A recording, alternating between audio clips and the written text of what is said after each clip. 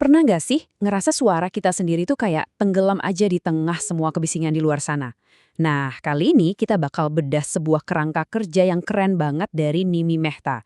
Dia ini seorang presenter yang berhasil mengubah mimpinya yang hancur jadi sebuah panduan buat nemuin kepercayaan diri yang otentik. Yuk, kita mulai. Coba dengerin kutipan ini. Saya benar-benar mikir, begitu kita sampai di garis finish, ya udah, selesai, hidup beres. Kedengarannya familiar ya? Banyak dari kita mungkin mikir gitu kan? Kalau sukses itu jalannya lurus, lempeng aja. Tapi kisah Nimi ini justru nunjukin sebaliknya. Jalan yang sebenarnya itu jauh lebih berliku, dan justru di situ menariknya. Coba deh bayangin, umur 21 tahun, baru aja lulus kuliah, langsung dapat kerjaan impian jadi presenter MTV. Wah, puncaknya cepet banget ya. Tapi, setahun kemudian, semuanya ambyar. Channelnya ditutup, kontraknya selesai. Dari puncak kesuksesan, dia langsung jatuh ke titik nol. Bener-bener harus mulai lagi dari awal. Terus, gimana caranya dia bangkit lagi? Nah, dia punya 3 strategi kunci.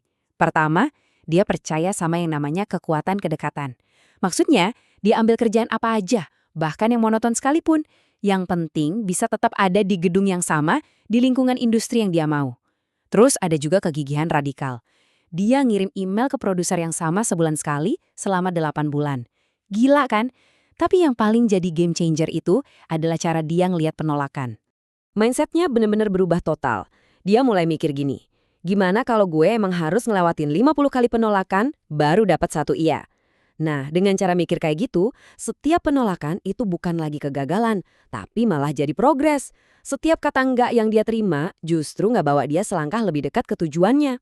Rasa sakitnya itu diubah jadi bensin buat terus maju. Dan perjuangannya akhirnya terbayar. Nimi jadi pembawa acara radio nomor 1 di Dubai dan itu bertahan selama 5 tahun. Pekerjaan impian, gaji gede, zona nyaman yang sempurna banget. Tapi anehnya justru di puncak kesuksesan inilah dia mulai ngerasa ada yang nggak beres. Dia ngerasa sampai di sebuah persimpangan jalan lagi. Dan dia bertanya pada dirinya sendiri satu pertanyaan yang super penting. Rasa takut mana yang mau gue pilih? Nah, pertanyaan ini nggak cuma ngubah arah hidupnya dia, tapi juga bisa jadi framework buat kita semua loh, pas lagi dihadapin sama pilihan yang sulit. Jadi ada 2 pilihan ketakutan di sini. Di satu sisi takut sama hal yang nggak pasti, ya tahu kan? Takut kehilangan gaji, ninggalin zona nyaman.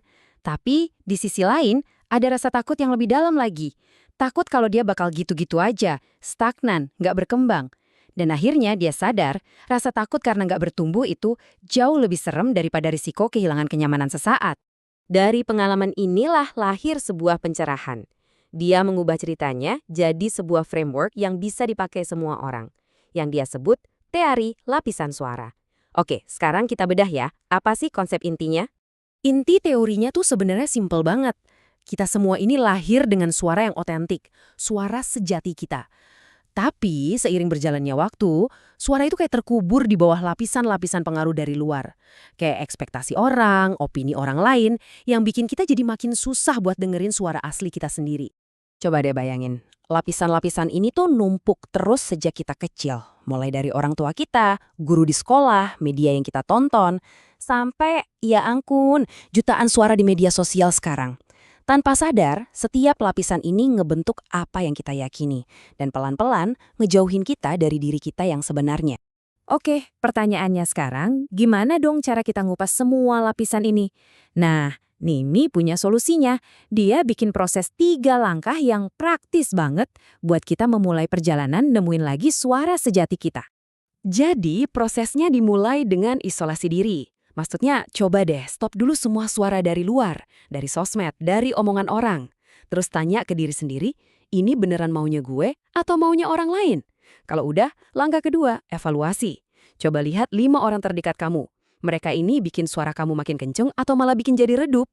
Terakhir, ya bangun ulang circle kamu. Kelilingi diri kamu sama orang-orang yang benar-benar dukung diri kamu yang apa adanya.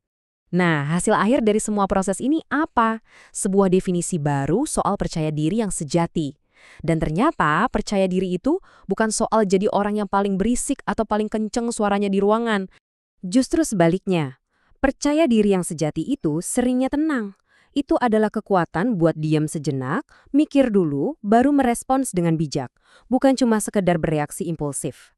Nah, disitulah kata-kata kita jadi benar-benar punya bobot, bukan cuma jadi suara bising doang. Ada cerita menarik nih. Nimi pernah dapat saran dari penata rambutnya. Katanya, di sini tuh kamu harus jadi sedikit judes biar dihormatin. Hah? Nasehat ini bikin dia mikir keras. Apa sih bedanya jadi orang baik, jadi orang jahat, sama jadi orang yang asertif? Dan kesimpulannya, keren banget.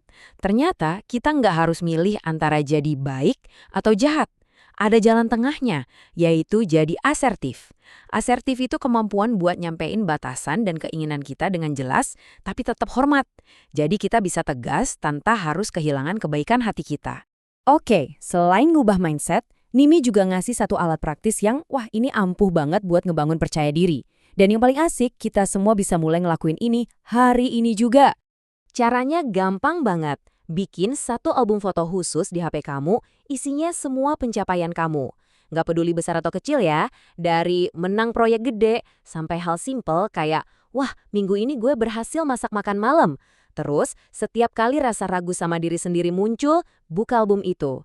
Ini bukan cuma kumpulan foto loh, ini bukti nyata seberapa kuat dan seberapa jauh kamu udah melangkah.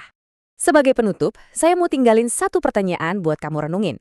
Kalau semua lapisan pengaruh dari luar itu dikupas habis, kira-kira apa ya yang bakal diomongin sama suara sejati kamu? Menemukan jawaban dari pertanyaan itu bisa jadi perjalanan paling penting dalam hidup kita.